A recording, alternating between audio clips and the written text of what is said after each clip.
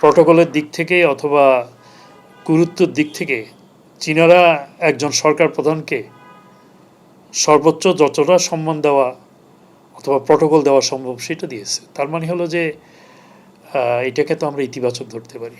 বিশেষ করে আমার দৃষ্টি আকর্ষণ করেছে আমি মনে হয় আমি না, এটা আরও অনেকেই দৃষ্টি আকর্ষণ করবে। একটা হলো আপনার 2+2।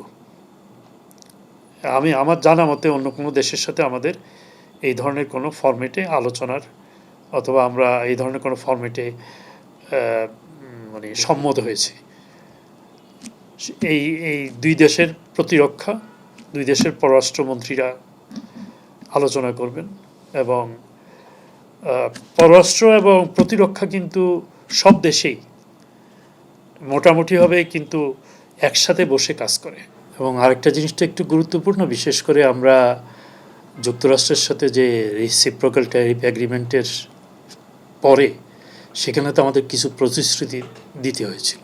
এটা একদম নিশ্চিত থাকতে পারেন যে বাংলাদেশের প্রধানমন্ত্রী সফরের আগে